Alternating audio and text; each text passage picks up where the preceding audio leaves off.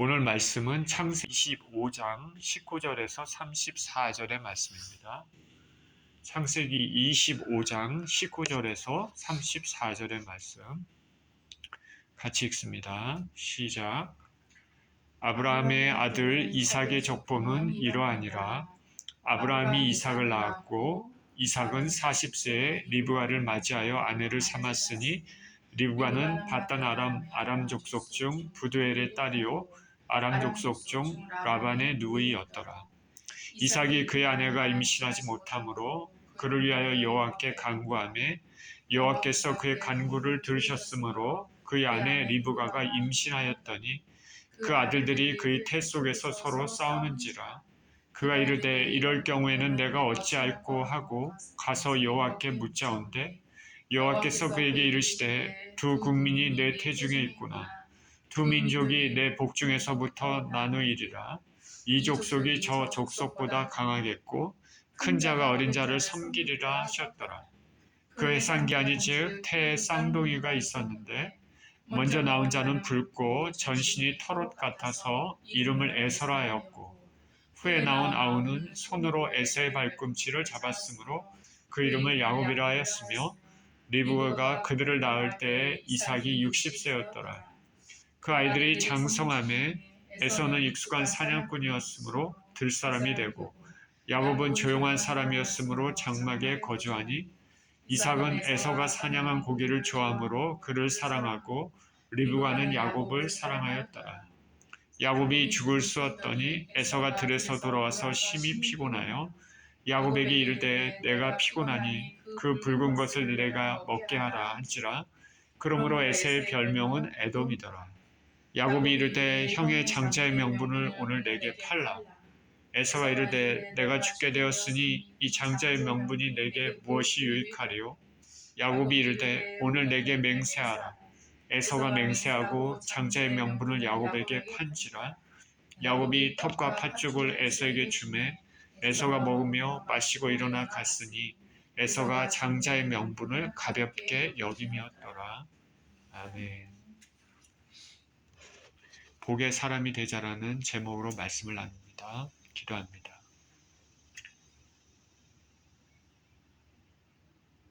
전능하신 아버지, 감사와 찬양을 드립니다. 또 귀한 말씀을 나누는 시간입니다. 생명의 말씀 가운데 우리 주님을 만나는 시간이 되게 하여 주시옵소서. 예수 그리스도 이름으로 기도합니다. 아멘. 복의 사람이 되자. 아브라함은 노년에 얻은 아들 이삭을 위해서 신부감을 찾아야 됐습니다. 그가 이제 죽기 전에 아들을 결혼시키려고 한 것입니다. 그는 자신이 거주하고 있는 가나안의 여자가 아니라 자신의 친족 여자를 아내로 맞이해 드리기로 했습니다. 그가 그렇게 한 이유는 신앙의 순수성을 지키려고 한 듯 보입니다. 믿음의 가정끼리, 믿음의 사람들끼리 한 가정을 이루는 것은 매우 중요합니다. 그래서 아브라함은 믿고 맡길 수 있는 종 엘리에셀을 멀리 자신의 동생 나홀의 성까지 보냈습니다. 신실한 종은 주인의 아들을 위해서 먼 길을 찾아갑니다. 성까지 도착한 후 그는 기도를 했습니다. 성 안에 물길로 나오는 소녀들이 있을 때, 물을 청했을 때 자신에게뿐 아니라 나귀에게까지도 이렇게 물을 주는 그 소녀가 바로 하나님께서 짝지어지신 그런 배필감으로 알겠다고 그렇게 믿고 기도했습니다. 엘리에셀은 믿음의 사람 아브라함의 종입니다. 다메섹 출신이라고 얘기했습니다. 어떻게 아브라함을 만났는지는 모르겠지만 아브라함을 섬기고 그 가족에 있는 모든 것들을 관리하면서 아브라함이 하나님과 교제하는 것, 그리고 하나님께 기도하는 것, 또 하나님께서 아브라함에게 복을 주는 모든 것들을 보면서 엘리에셀도 믿음을 가지게 된 것으로 보입니다. 그는 아브라함이 섬기는 그 하나님께 자신도 그렇게 기도를 했습니다. 나의 주인의 아들의 배필을 위해서 여기까지 왔습니다. 하나님께서 짝지어 주신 그 배필을 주십시오. 그리고 구체적으로 그렇게 기도했습니다. 주위에 어떤 사람이 있는 건 매우 중요합니다. 아브라함도 엘리에셀로 인해서 하나님을 믿었습니다. 그가 기도를 마치기도 전에 한 소녀가 물동이를 들고 성에서 나왔습니다. 리브가입니다. 아리따운 소녀라고 성경은 말합니다. 그녀는 엘리에셀이 기도한 그대로 물을 엘리에셀뿐 아니라 그 낙타에게까지도 주겠다고 했습니다. 영락이 없습니다. 하나님께서 딱 짝지어준 소녀입니다.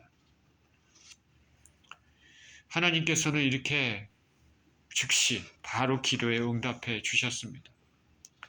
리브가는 아브라함의 동생 부두엘의 나홀의 아들 부두엘의 딸이었습니다. 하나님께서는 아브라함을 통해서 많은 민족이 탄생할 것이고 아브라함의 씨를 통해서 천하 만민이 복을 받을 것이라고 말씀하셨습니다. 그래서 하나님께서는 그것을 이루시기 위해서 모든 것들을 이미 다 예비하고 계셨습니다. 엘리에셀은 아브라함의 아들 이삭의 아내를 맞이하기 위해서 이곳에 왔다라는 것을 다 설명하고 리브가는 이에 바로 응답해서 엘리에셀을 따라 가나안 땅으로 떠났습니다. 리브가 입장에서는 남편 될 이삭의 얼굴을 한 번도 본 적이 없습니다. 그렇죠? 잘생겼는지 어떤지 성품이 좋은지 나쁜지 하나도 모릅니다. 그리고 가족을 떠나서 멀리 타양 가나안 땅에서 살아야 함에도 불구하고 주저함 없이 떠났습니다. 이렇게 엘리에셀과 리브가는 가나안 땅으로 옵니다. 남편 된 이삭은 들에서 묵상하고 있었습니다. 묵상했다라는 것은 하나님께 기도했다라는 뜻도 되고 여러 가지 생각이 있었을 것이죠. 그때 리브가를 봤습니다. 엘리에셀과 같이 온 리브가를 보고 아내로 맞이했습니다. 이삭은 어머니 사라가 죽은 이후로 마음의 슬픔을 리브가로 인해 위로를 받았습니다. 이렇게 아브라함은 정말 노년의 아들 이삭을 이제 결혼시켰습니다. 나이가 이제 아브라함은 많이 들었습니다. 그러나 하나님께서 그 말년에도 항상 평안케 하시고 복을 주셨습니다. 아브라함은 이렇게 주님이 주시는 하나님께서 주시는 복을 누리다가 175세 기운이 지나여 죽었습니다. 아브라함의 아들 이삭 그리고 집을 나갔던 이스마엘도 그 아버지의 사망 소식, 죽음을 듣고 와서 아브라함을 장사했습니다. 아내 사라가 묻힌 그 막벨라 굴 안에 나란히 안장된 것입니다. 아브라함은 참으로 복받은 사람입니다. 믿음의 조상입니다. 이제 하나님의 뜻, 아브라함은 죽었지만 이제 하나님의 뜻은 그 아들 이삭을 통해서 계속됩니다. 인간은 오고 가지만 하나님은 영원하십니다. 하나님께서는 아들 이삭에게도 복을 주셨습니다. 오늘 본문 19절입니다. 아브라함의 아들 이삭의 족보는 이러하니라. 아브라함이 이삭을 낳았고 이삭은 40세에 리브가를 맞이하여 아내를 삼았으니 리브가는 바단 아람 족속 중 부두엘의 딸이요 아람 족속 중 라반의 누이였더라. 이삭이 그의 아내가 임신하지 못하므로 그를 위하여 여호와께 간구하매 여호와께서 그의 간구를 들으셨으므로 그의 아내 리브가가 임신하였더니. 이삭이 아내를 맞이했을 때 나이가 40세입니다. 그렇게 이제는 결혼했는데 가정에 근심이 있었습니다. 자녀가 없는 것이죠. 리브와 아내가 임신을 못하는 것입니다. 그래서 이삭은 아내를 위해서 기도를 했습니다. 리브아가 임신하게 해주십시오. 아이를 갖게 해주십시오. 그 어머니 사라의 경우도 이삭을 갖는 것이 그렇게 쉽지 않았었는데, 그죠? 아브라함의 나이가 100세가 돼서 이삭을 갖게 됐는데, 아들 이삭도 리브가를 통해서 아이를 잉태하는 것이 쉽지 않았습니다.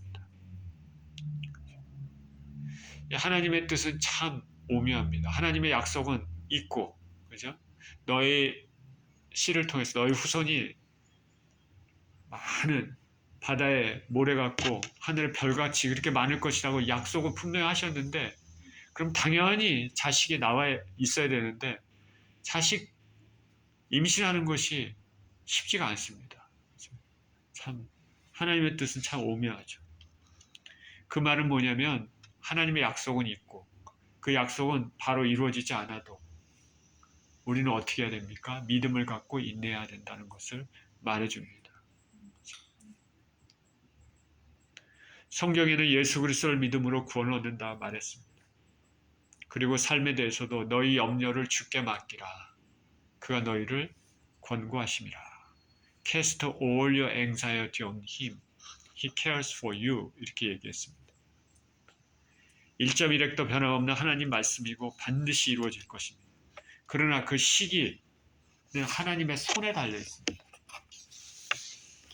우리가 예수 그리스도를 믿는다고 해서 당장 구원이 완성이 돼서 우리가 천국에 들어가는 건 아닙니다.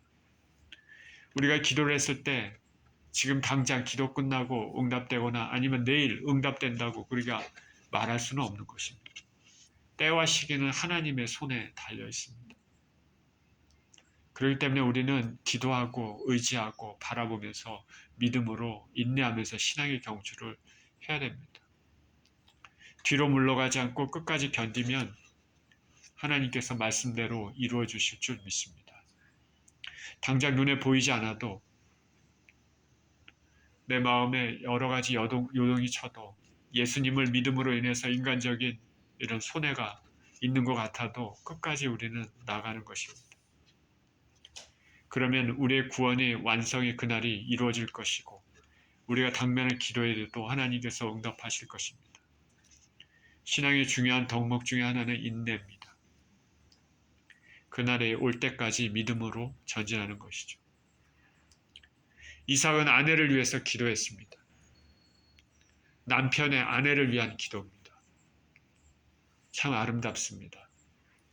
남편분들은 이렇게 아내를 위해서 기도하시기를 축원드립니다. 우리 주위에 아내가 남편을 위해서 기도한다 이런 말은 종종 듣는데 남편이 아내를 위해 기도한다는 말은 상대적으로 적게 듣는 것 같습니다. 부부는 서로 사랑하고 중보하고 서로 위해주며 그렇게 나가야 되는 것입니다. 그것이 아름다운 가정이고 하나님께서 가정을 이루게 한 그 뜻이 거기에 있습니다. 남자와 여자가 자기 집을 떠나 한 몸이 되어 가정을 이룰지니라.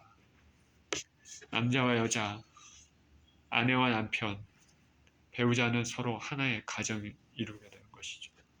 그래서 함께 의지하고 함께 도와주며 그렇게 살아가는 것이 하나님의 뜻입니다. 부부가 서로를 위해서 기도하는 그런 아름다운 가정이 되시기를 축원드립니다. 이삭이 아내를 위해서 그렇게 기도했더니 하나님께서 기도를 들으셨습니다.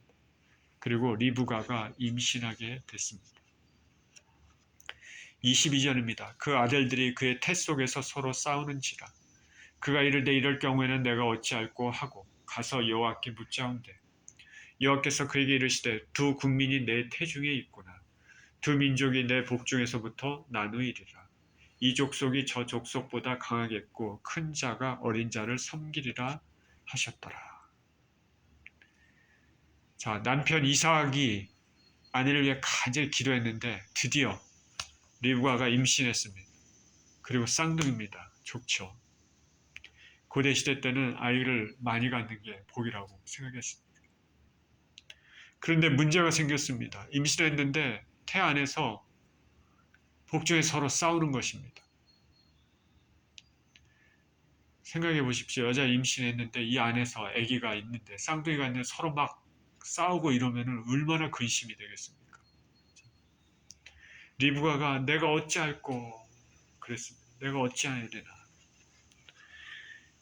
임신을 못했을 때 어떻게 해야 되나 기도했더니 오랜만에 정말 오랜 시간에 걸쳐 후에 임신됐는데 그렇게 좋았는데 또 이 안에서 또 복중에서 아이들이 싸우는 것입니다.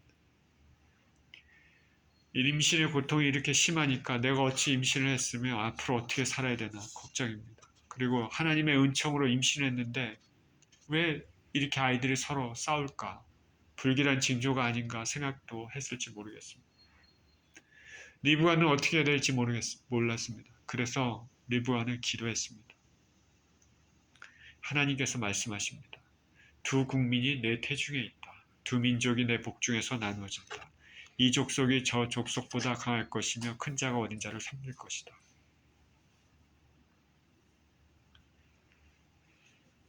아직 아기들이 태어나지도 않았는데 하나님께서는 미래를 다 내다보고 계시고 그 미래에 대해서 리브가에게 말씀해 주셨습니다. 두 국민이라 얘기했고 두 민족이라 얘기하셨습니다. 이 말은 태중에 있는 두 아이를 통해서 각자 이 아이들이 많은 민족의 조상이 될 것이다. 민족의 조상이 될 것이라는 그런 말을 하고 있는 것이죠. 하나님 말씀대로 에서는 에돔 족속의 조상이 되었고 야곱은 이스라엘 족속의 조상이 되었습니다. 야곱 이퀄 이스라엘이죠. 야곱의 다른 이름이 이스라엘이니까요. 아브라함의 아들 이삭을 통해서 에돔 족속과 이스라엘 족속이 태어난 것입니다. 아브라함과 그 아들 이삭, 그 이삭을 통해서 두 아들 에돔 족속, 이스라엘 족속 태어났습니다. 그리고 아브라함의 또 다른 아들 이스마엘을 통해서 12방들 태어나고 그는 아랍의 조상이 됐습니다. 이렇게 아브라함으로부터 벌써 한 대를 지났는데 벌써 하나님의 뜻이 이루어지기 시작하는 것이죠. 아브라함이 많은 후손을 거느리게 된다는 하나님의 약속이 하나하나 실현이 됩니다.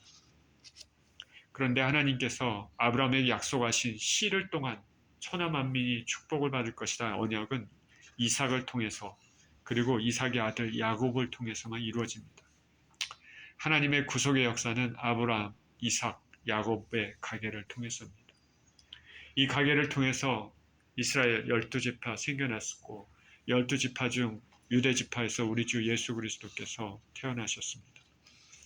하나님이신 예수님께서 인간의 모습으로 이 땅에 오셔서 즉 아브라함의 씨로 이 땅에 오셔서 천하 만민에게 복을 주시는 구세주가 되셨습니다.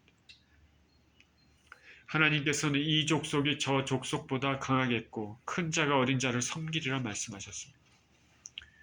야곱 족속이 에돔 족속보다 강하고 먼저 난 에서 큰 자는 나중난 야곱 어린 자를 섬기는 위치에 있게 되었습니다. 역사적으로도 이스라엘은 에돔 족속보다 항상 위에 있었습니다. 영적으로도 야곱 즉 이스라엘 통해서 하나님의 구속사가 이어졌습니다. 사도 바울은 로마서에서 이 사건을 성령의 감동으로 이렇게 적었습니다. 로마서 9장 10절 13절에는 그뿐 아니라 또한 리브가가 우리 조상 이삭 한 사람으로 말미암아 임신하였는데 그 자식들이 아직 나지도 아니하고 무슨 선이나 악을 행하지 아니한 때 택하심을 따라 되는 하나님의 뜻이 행위로 말미암지 않고 오직 부르시는 이로 말미암아 서게 하려 하사 리브가에게 이르시되 큰 자가 어린 자를 섬기려 하셨나니 기록된 바 내가 야곱은 사랑하고 에서는 미워하였다 하심과 같으니라. 하나님의 택하심, 하나님의 정하심입니다.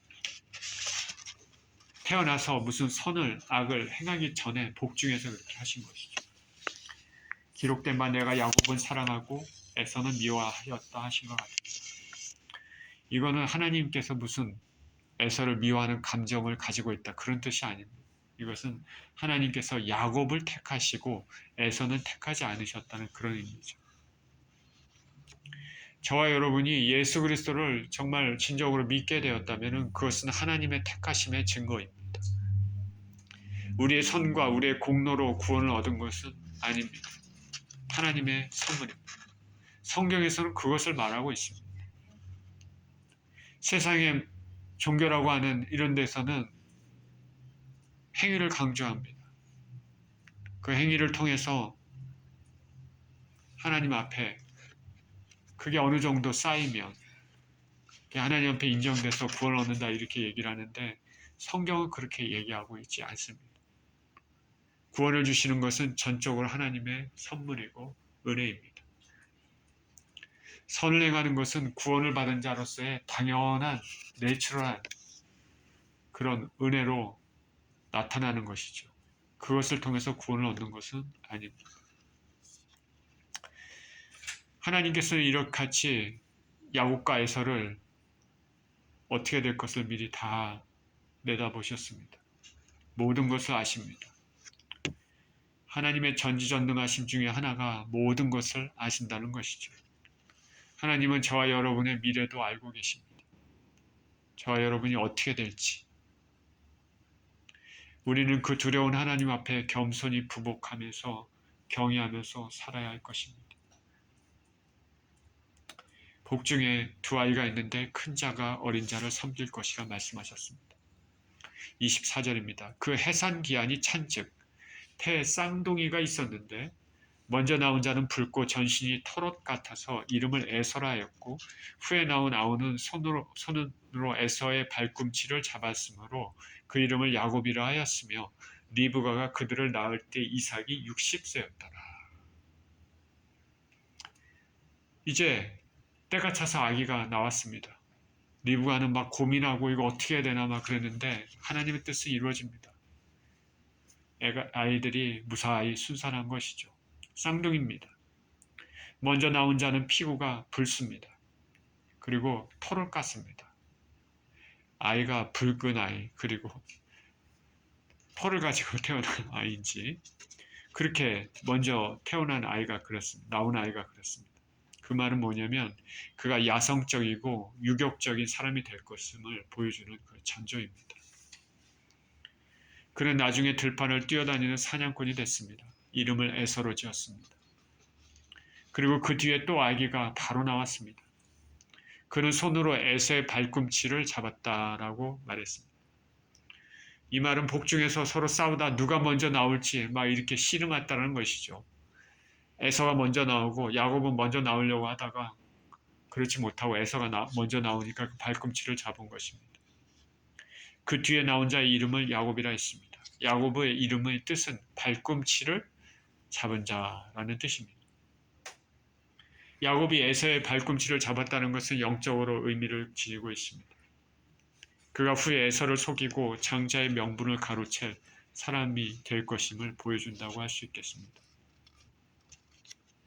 속이는 자가 좋은 것은 아니지만은 그럼에도 이런 하나님의 축복에 대해 갈망한 것이 하나님의 은혜를 받는 계기가 되었습니다. 하나님께서는 참으로 각자의 성품이 어떻든 그 사람이 잘한 것, 잘못한 것, 악한 것, 선한 것, 이 모든 것을 통해서 하나님의 뜻이 이루어집니다.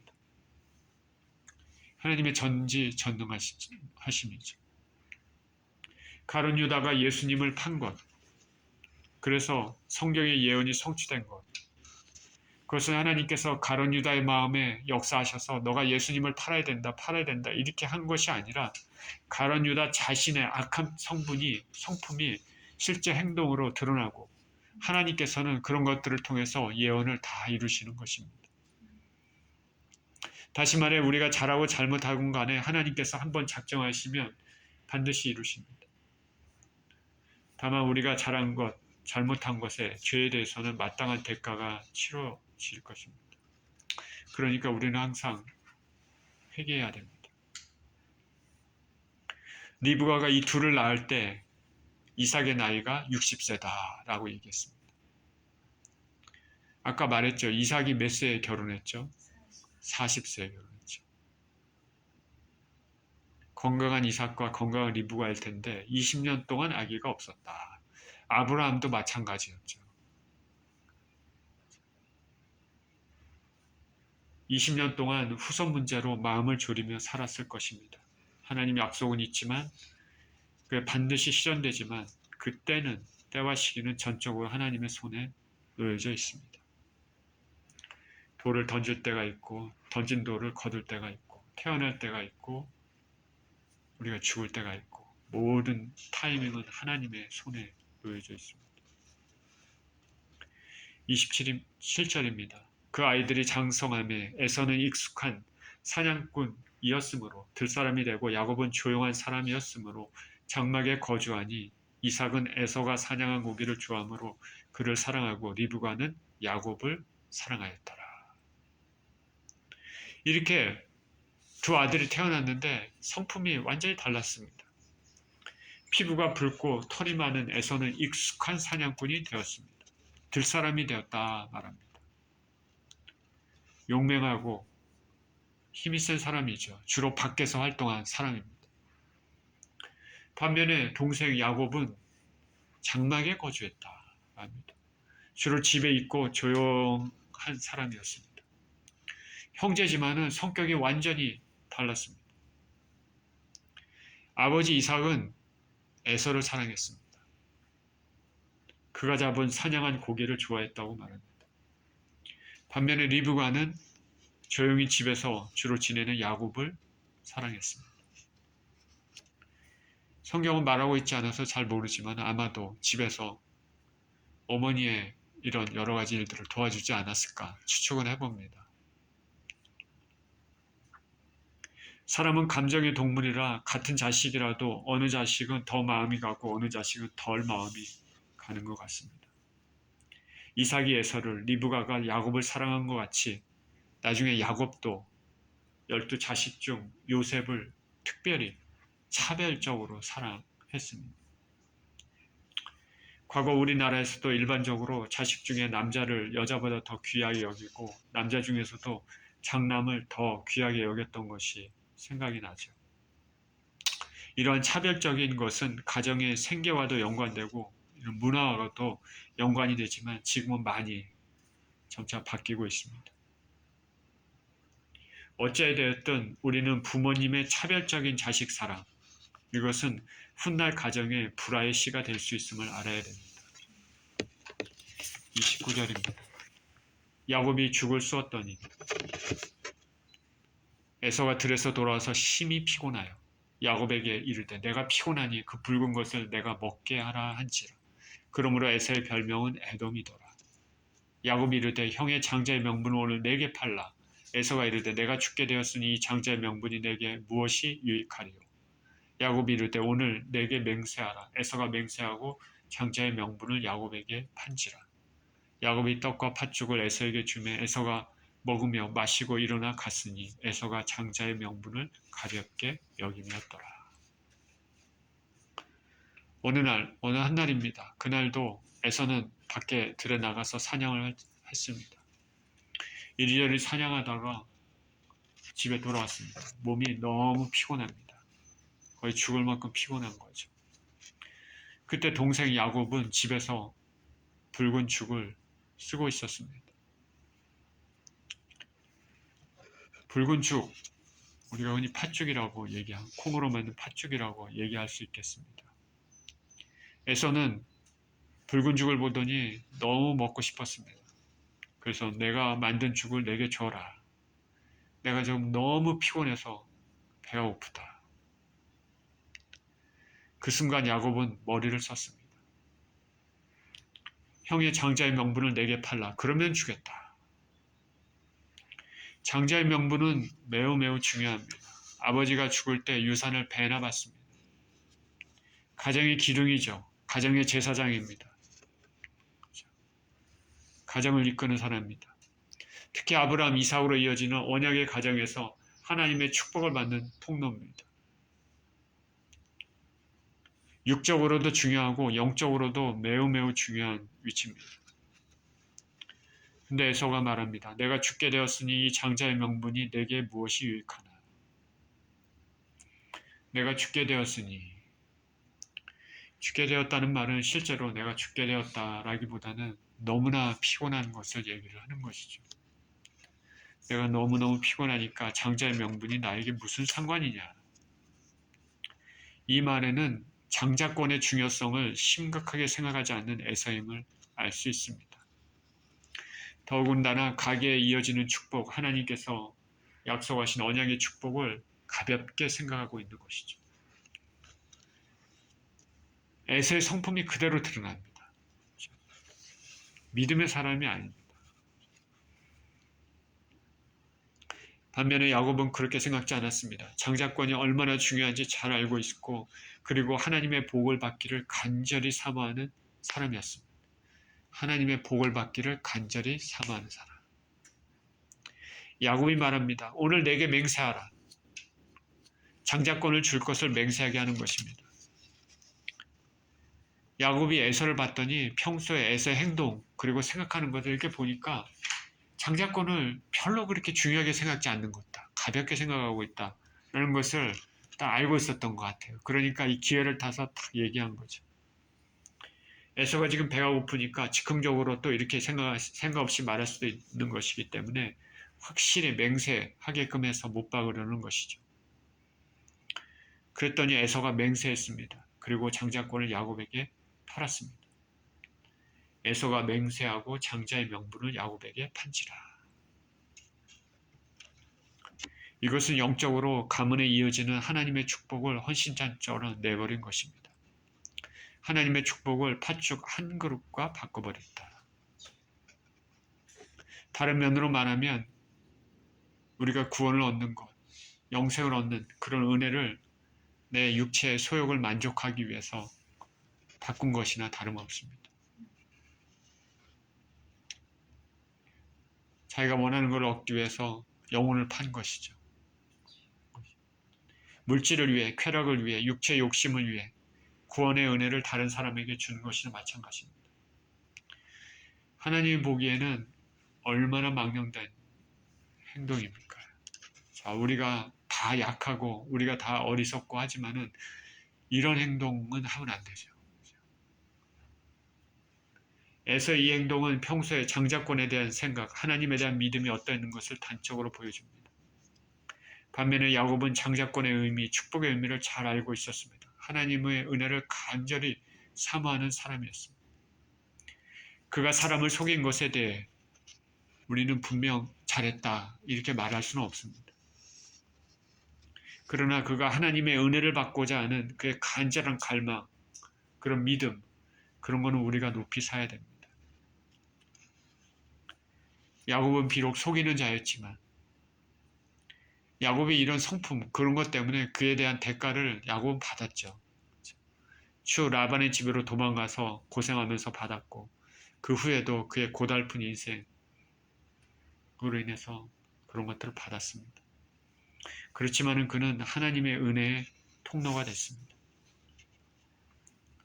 제가 신학교 때 수업 시간에 교수님이 이런 얘기를 했습니다.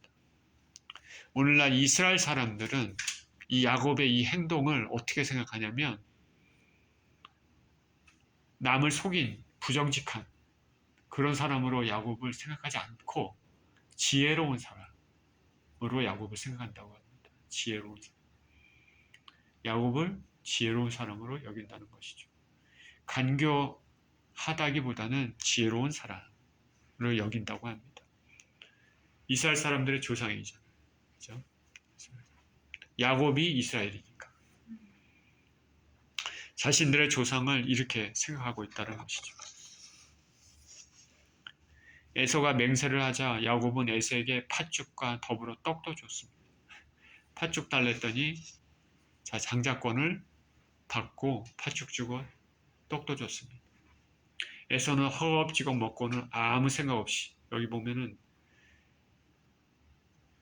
먹으며 마시고 일어나 갔다. 그렇게 나와 있습니다. 허겁지겁 먹고는 아무 생각 없이 그냥 일어나 나갔습니다. 그가 얼마나 장자의 명분을 소홀히 여기는 사람인 것을 알 수 있습니다. 성경은 히브리서 12장 16절에서 에서의 행동을 이렇게 말합니다. 음행하는 자와 혹 한 그릇 식물을 위하여 장자의 명분을 판 에서와 같이 망령된 자가 있을까 두려워하라. 이건 믿음을 버리는 자가 있을까 두려워하라 라는 그런 맥락에서 이 말씀을 하고 있는 것이죠. 에서는 영적으로 가장 귀한 것을 세상적으로 가장 값싸게 파는 어리석은 자의 대명사가 됐습니다. 빌립보서 3장 19절에서는 이와 같이 어리석은 자들을 사도 바울은 이렇게 얘기합니다. 저희의 마침은 멸망이요 저희의 신은 배요 그 영광은 저희의 부끄러움에 있고 땅의 일을 생각하는 자라. 저희의 신은 배요. 저희가 믿는 하나님은 배라는 것이죠. 배, 육체 소욕, 먹을 것, 자기가 원하는 것, 그것이 하나님으로 생각한다는 것이죠. 땅의 일을 생각하는 자입니다. 인간의 지혜는 여러 가지로 판단할 수 있겠지만 가장 중요한 지혜는 예수 그리스도를 아는 지혜입니다. 구원의 소중함을 아는 지혜입니다. 하나님의 말씀에 순종하면서 축복을 아는 지혜입니다. 인류의 조상 아담과 하와는 하나님 명령을 무시하고 선악과를 먹었습니다. 말씀의 엄중함을 가볍게 생각했습니다. 그 이후로 인간들은 하나님의 살아계심 그리고 심판하실 것에 대해서 가볍게 생각하고 살고 있습니다. 우리 주 예수 그리스도를 통해서 구원을 주시는 하나님의 그 크시고 놀라운 은혜를 가볍게 생각한 사람이 부지기수입니다.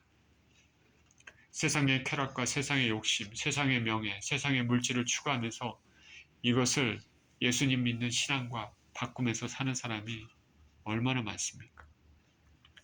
저와 여러분들은 우리 주 예수 그리스도를 믿는 것이 얼마나 복된 것이고 구원의 은혜가 얼마나 중요한 것인지 깨닫고 그에 걸맞는 신앙을 가져야 하겠습니다. 세상의 것을 바라보다 가장 중요한 구원을 놓치는 어리석은 자가 되지 말아야 될 것입니다. 이 땅을 믿음으로 살면서 우리 주 예수님의 은혜를 꼭 붙잡고 놓지 않으시는 저와 여러분 모두 되시기를 예수 그리스도 이름으로 축원합니다.